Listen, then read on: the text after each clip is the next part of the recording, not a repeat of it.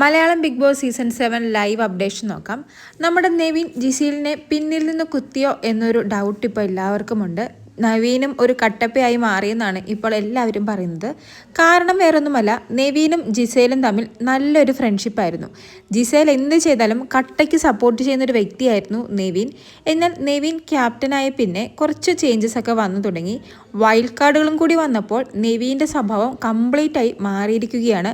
പുറത്തെ കാര്യങ്ങൾ പലതും അറിഞ്ഞ് നെവീൻ മൊത്തത്തിലൊന്ന് ചേഞ്ചായി ഗെയിം പ്ലാനൊക്കെ മാറ്റിയിരിക്കുകയാണ്.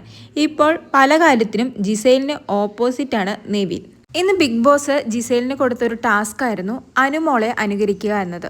അനുമോളെ എന്ത് ചെയ്യുന്നോ എന്ത് പറയുന്നോ അത് അതുപോലെ തന്നെ നമ്മുടെ ജിസേൽ ചെയ്യണം. ആ സമയത്ത് അനുമോൾക്ക് നെവീൻ കൊടുത്ത ഐഡിയ ആയിരുന്നു മുഖത്തെ മേക്കപ്പ് പോയി കഴുകിക്കളയാൻ. അങ്ങനെ അനുമോൾ ചെയ്താൽ അത് ജിസേലും ചെയ്യേണ്ടി വരും. അപ്പോൾ ജിസേലിൻ്റെ മേക്കപ്പ് കഴുകിക്കളയണം. അതിനുവേണ്ടിയാണ് നെവീൻ അങ്ങനത്തെ ഒരു ഐഡിയ കൊടുത്തത്. ആ സമയത്ത് ജിസേൽ അവിടെ ഉണ്ടായിരുന്നു. ജിസേൽ അത് കേട്ടു. പക്ഷേ ജിസേൽ അതൊരു തമാശയായിട്ട് എടുത്തു. ഇപ്പം നമ്മുടെ ആര്യൻ, ബിന്നി, റെന, അക്ബർ എല്ലാവരും കൂടി ഇരുന്ന് ആ കാര്യത്തെക്കുറിച്ച് സംസാരിക്കുകയാണ്. അപ്പോൾ ജിസേൽ പറയുന്നത് അവൻ അതൊരു കോമഡിയായി പറഞ്ഞതാണ്, ഞാനത് തമാശയായിട്ട് തന്നെ എടുത്തു എന്ന്. പക്ഷേ അക്ബർ അപ്പോൾ പറയുന്നു, അല്ല, നെവീൻ്റെ സ്വഭാവത്തിന് നല്ല മാറ്റമുണ്ട്.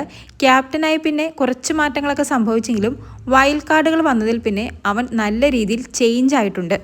അവൻ അത് തമാശയ്ക്കല്ല അനുമോളോട് പറഞ്ഞത്, നിന്റെ മേക്കപ്പ് കഴുകിക്കളയാൻ വേണ്ടി തന്നെ കാര്യമായിട്ട് പറഞ്ഞാണ്.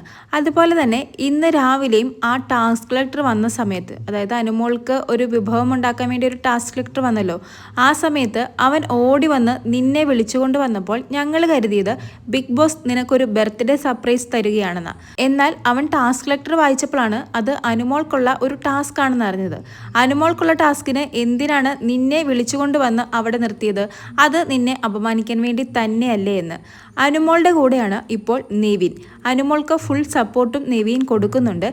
വൈൽഡ് കാർഡുകൾ വന്നപ്പോൾ അനുമോൾക്ക് പുറത്തുള്ള സപ്പോർട്ടിനെ കുറിച്ച് നെവീനും ഹിന്റ് കിട്ടിയിട്ടുണ്ട്. അതുകൊണ്ട് തന്നെയാണ് നെവീൻ ഇപ്പോൾ അനുമോളെ സപ്പോർട്ട് ചെയ്യുന്നതെന്നും വോട്ടിന് വേണ്ടിയും കൂടിയാണ് നെവീൻ അനുമോളെ സപ്പോർട്ട് ചെയ്യുന്നത് എന്നൊക്കെയാണ് നമ്മുടെ അക്ബറും ബിന്നിയും റെനയും ആര്യനും എല്ലാം പറയുന്നത്.